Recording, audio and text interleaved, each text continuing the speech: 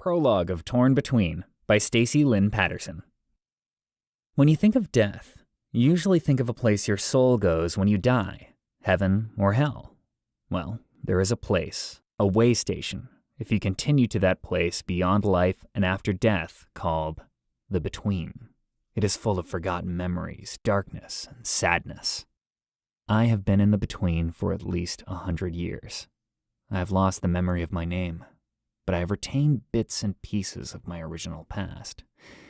The one thing that is crystal clear is how I got here. I remember being in the prime of my life, a young man of old wealth. Unable to recognize boundaries is what landed me here. One night, I was driving through the heart of town with one of many beautiful debutantes I had been courting. We were drinking and laughing when I rear-ended a car stopped at an intersection. The driver got out and walked up to me, pulled out a revolver, and shot me in the chest, where I died on the spot. Next thing I knew, I was walking through a yellow door into darkness, surrounded by shadowy figures called the Forgotten. They seized me, and in a quick and one-fluid movement, the largest of them snatched my soul, leaving me an empty, sad shell.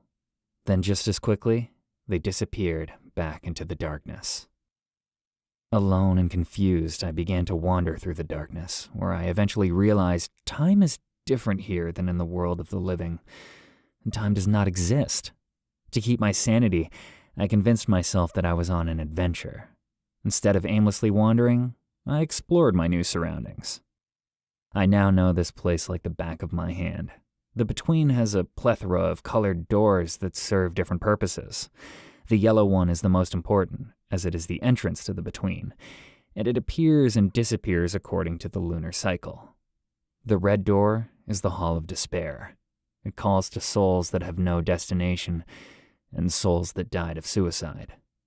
The blue door is where transitions take place, such as reincarnation, exiting to other realms, heaven, hell, or other.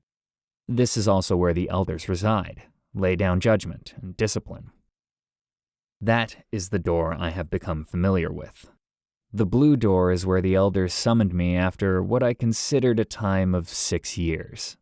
They felt that I was a good candidate for reincarnation. My first host was an archaeologist named Fernand Shansky. In 1930, he was digging in the jungles of the African Congo. Fernand, I, was translating some ancient text for an incantation for jumping from soul to soul.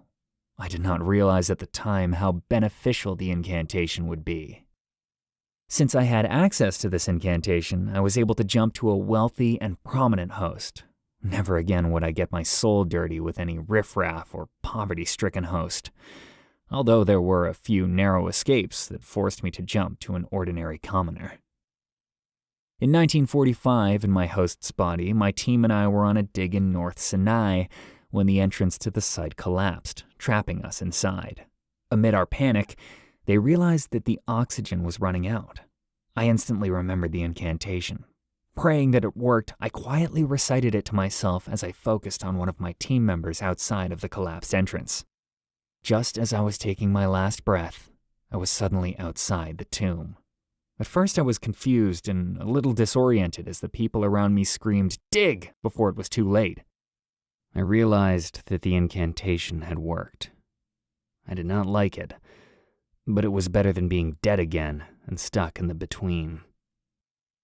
For the next 3 decades, I jumped from dying soul to living soul all over the world. Then one day, the elders finally caught on to my scheme. It was around 1978. I was in the process of jumping from yet another dying soul named Seamus Cringe. The elders appeared as I was chanting the last of the incantation. They reached inside my dying host, hurling me back to the Between. I was judged and convicted of desertion, utilizing unauthorized spells, and sentenced to infinity in the Between with no possibility of release. I felt like I had died all over again, but only worse, because I knew exactly where I was. The devastation of being trapped here sent me into an uncontrollable rage. Since then, I've slowly been losing myself to bouts of delirium, desperation, and unsurmountable rage. My time is spent terrorizing the forgotten. I feed off the consistent flow of souls that either pass through or become permanent residents. My burning rage absorbs the power of the between and gives me the ability to occasionally reach beyond the boundaries to speak through conduits or see through a seer's eyes.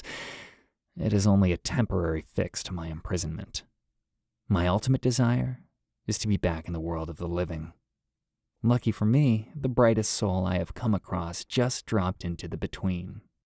The soul of Gabriella Dixon. Her soul teeters on the border of both the living and the dead. This is a rare attribute and a perfect way for me to travel out of here.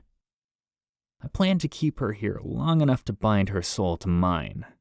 I will then pull all the power I can from the between to force open the yellow door, push her back to the world of the living, piggybacking her soul. My only desire is to be back in the world of the living.